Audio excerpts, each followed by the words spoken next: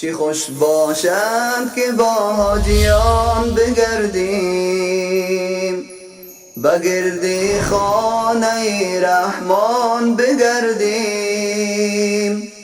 رویم به کعبة الله خانه حق، به یاد و طاعت قرآن بگردیم، به یاد و طاعت قرآن بگردیم. چه خوش باشد. بسم الله الرحمن الرحیم.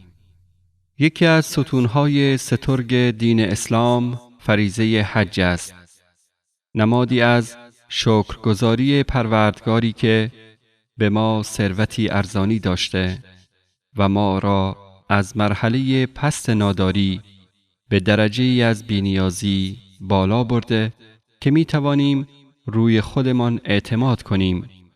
در این مرحله از توان مادی الله متعال عبادت حج را بر مسلمانان فرض قرار می دهد.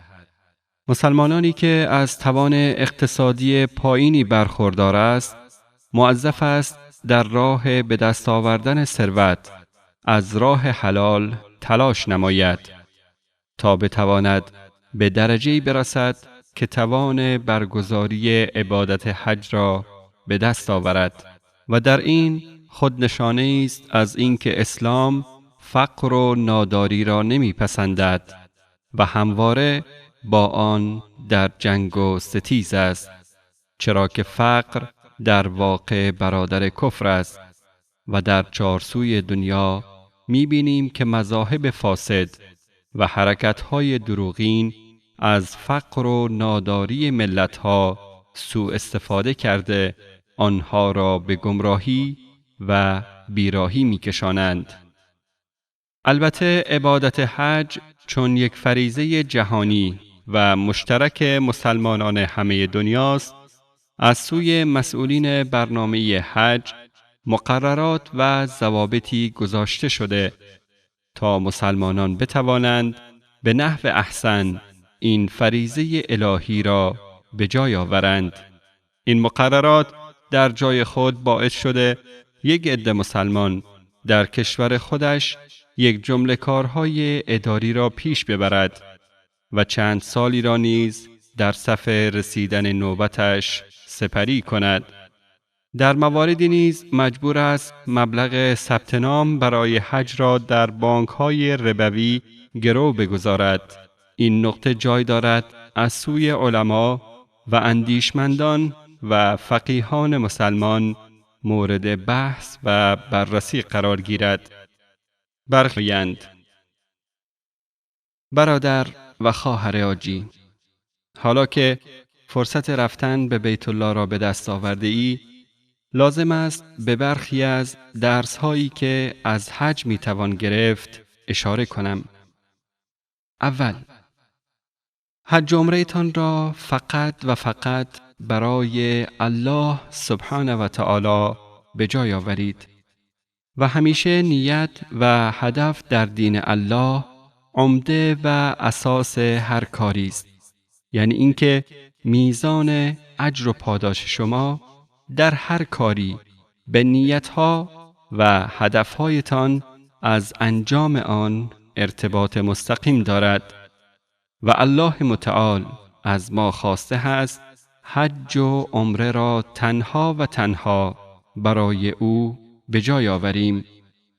الله سبحانه و تعالی در قرآن کریم می‌فرماید و اتموا الحج والعمرة لله، یعنی اینکه هدفمان از ادای این عبادت تنها رضایت الهی باشد، نه کسب شهرت و نام و نشان یا حاجی شدن، و در این راستا تنها و تنها آن حرکات و عباداتی را انجام دهیم که مورد رضایت الهی واقع شود.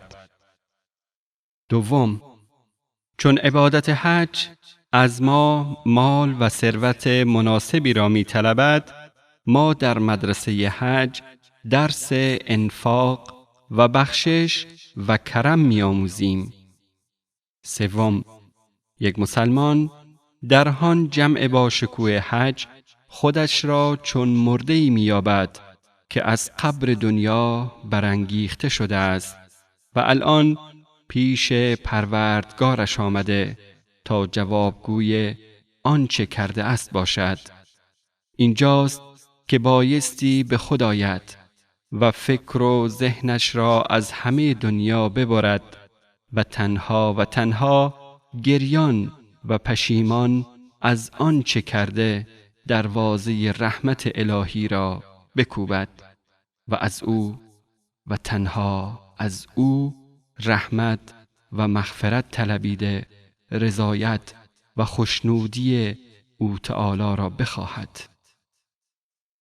عبادت حج در لباس احرام یک مسلمان را با صحنه‌ای از روزگار محشر آشنا می سازد.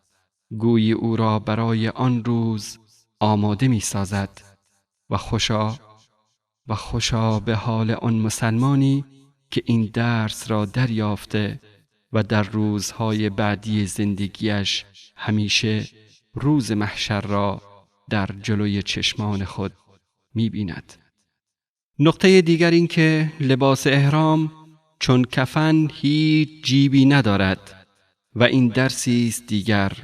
گویا همانطور که کفن به یک مرده می گوید از دنیا هیچ نمی توانی با خود ببری، لباس احرام به مؤمن می رساند که ای مسلمانان، دنیا برای اندوختن نیست، برای عمران و سازندگی آخرتت می باشد. دنیا مزرعی است برای آخرت، نه انباری برای موشهای موذی و آیندگان. چهارم، در عبادت حج یک مؤمن کار و زندگی، پدر و مادر، فرزندان و برادران و خواهران و خویشان و دوستانش را در کشور خود رها نموده به سوی بیت الله می رود. در این راه سختی‌ها، بیخوابی‌ها، گرسنگی‌ها، تشنگی‌ها، احساس غربت و دوری و غیره را تنها برای رسیدن به رضایت الهی تحمل می کند و این خود درسی است از هجرت. اینجاست که یک حاجی بایستی وقتی مکه، غار حرا، غار ثور، مدینه و سایر اماکن سرزمین رسول الله صلی الله علیه و آله و سلم را مشاهده می کند، بایستی رسول اکرم صلی الله علیه و آله و سلم را و یاران او و جهاد و تلاش و زحمات بیدریغ آنان را جلوی چشمانش مجسم کند و از ته دل محبت و دوستی آنان را صدا بزند و از ته قلب با آنها عهد و پیمان ببندد که همواره بر راه آنان ثابت قدم بماند. اینجاست که شایسته هر حاجی است قبل از رفتن به حج حداقل یک بار زندگی پیامبر اکرم صلی الله علیه و آله و سلم را مفصلاً مطالعه کند. سختی‌های حج درس جهاد و تلاش و زحمت و جان کندن را به مسلمانان می آموزد و به او می گوید که تو را برای تنبلی و تنپروری نیافریدند. تو مسلمانی و مسلمان بودن یعنی تلاش و زحمت، یعنی حرکت و کوشش. شایسته است این سختی‌ها در ذهن مسلمان خاطره سختی‌هایی که پیامبر اکرم صلی الله علیه و آله و سلم و یاران او در صحنه‌های پرخون جهاد برای رساندن این دین به ما متحمل شده اند را زنده کند و یک مسلمان با به یادآوری آن زحمت‌ها و مشقت‌های پیامبر اکرم صلی الله علیه و آله و سلم روح جهاد و تلاش را در خود بیدار سازد و خواهران مسلمان این مژده پیامبر را با سینه‌ای باز و سری افراشته گوشواره گوشهایشان کنند که ایشان خطاب به آنها فرمودند برای شما والاترین جهاد حجی است که مورد قبول درگاه الهی واقع شود. ششم، در هنگام ادای فریضه حج یک مسلمان به درستی احساس می کند او تنها نیست، بلکه در عمق تاریخ ریشه دارد. این خانه‌ای که جلوی روی اوست را پدرش ابراهیم بنا نهاده و این جای پاهای اوست. این آب زمزم یادگار حضرت اسماعیل است و این صفا و مروه رمزی است از دلهره مادر پریشانش هاجر. اینجاست که مؤمن می‌بیند ریشه اش با پیامبران رقم زده شده است. وقتی در کنار بیت الله قدم میزند یا در بین صفا و مروه شتابان میرود و یا به سوی منی و عرفات را میافتد، احساس میکند قدمهایش را روی رد پای پیامبران الله و سرور بشریت رسول اکرم صلی الله علیه و آله و سلم و یاران راستین او می نهد. اینجا ناخودآگاه باید از ته دل آن ستارگان آسمان هدایت را ندا دهد که من پایم را جای پای شما نهادم، من تا آخرین لحظه زندگیم چون شمایان خواهم زیست. بیش از 3-4 میلیون انسان، زن و مرد، پیر و جوان از 4 سوی جهان گرد هم می آیند تا به پروردگارشان بگویند ما تنها و تنها تو را می پرستیم و ما بندگان و بردگان توییم، ما را به بندگی و بردگی خود بپذیر.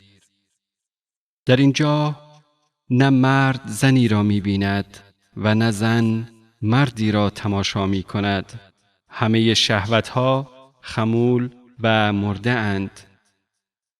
تنها محبت و عشق عبادت است و شوق کسب رضایت پروردگار یکتا. حاجی در اینجا در می‌یابد در کنار ایمان به الله متعال همه شهوت‌های سرکش بشری هیچ و پوچ جلوه می‌دهند. دیگر برای یک حاجی ترک اعتیاد و ترک عادات زشت و ترک سیگار و دیگر بیماری‌های اخلاقی و اجتماعی بسیار آسان می‌شود. او توانست شهوتی سرکشتر را با ریسمان ایمان و توکل به الله به سادگی مهار کند. حالا که برگشته می تواند هر شهوت دیگری را نیز به سادگی در خود کنترل کند. هفتم، در هنگام مناسک حج حاجی که به فرشته‌ای از ایمان و همت تبدیل شده با شیطان لعنتی اعلان جنگ و دشمنی می کند و با سنگریزه هایی که رمزی است از آغاز جنگ با او به ستیز برمیخیزد. به او میگوید ای شیطان لعنتی، دیگر تو را پیش من جایی نیست. من با تو در ستیزم و تا آخرین لحظه زندگیم با تو می جنگم و حاضر نیستم هرگز زیر بار تو بروم. هشتم، حج مدرسه است از اطاعت و فرمانبرداری الله. همه روز حاجیان میپرسند وظایف امروز ما چیست و همه در پی هم به سوی عبادت آن روز روانه میشوند. به منی و عرفات میروند، طواف میکنند، موهایشان را میتراشند، قربانی سر میبرند. در بین این میلیون ها حاجی هرگز نمیشنویم که چرا باید چنین کنیم، چرا در هنگام طواف خانه کعبه را در دست چپ خود قرار دهیم؟ چرا شیطان را با کفش نزنیم و رویش تف نیندازیم و تنها با سنگریزه با او اعلان جنگ کنیم؟ چرا به عرفات برویم؟ هرگز چنین سوالهایی را در حج نمی شنوی. همه مشغول عبادتند و طاعت مطلق از فرامین الهی. حاجی از اینجا درس می گیرد همواره با الله و مطیع کامل فرامین و دستورات او باشد. او در می‌یابد خدای حج خود همان خدای نماز و خدای روزه و جهاد و سایر عبادات است. پس او در سایر عبادات نیز الله متعال را همان گونه که در حج اطاعت نموده اطاعت و فرمان برداری خواهد کرد. انسانی که به حج می رود پس از برگشتن به یک شخصیت دیگری تبدیل می شود. او چون کسی است که پس از مرگ زنده شده. حشر و میدان عرصات و بهشت و جهنم را دیده. به کوتاهی‌ها و اشتباهاتش پی برده. سپس به دنیا بازگردانده شده تا تجربه جدید از فهم و درکی نو از زندگی را به نمایش بگذارد. این تصوری است از حج کسی که حج او در پیشگاه الهی پذیرفته شده است. حجتان مبارک و مورد قبول درگاه پروردگار متعال باد. چی خوش باشد که با حاجیان بگردیم، بگردی خانه رحمان بگردیم، رویم به کعبة الله خانه حق، به یاد و طاعت قرآن بگردیم.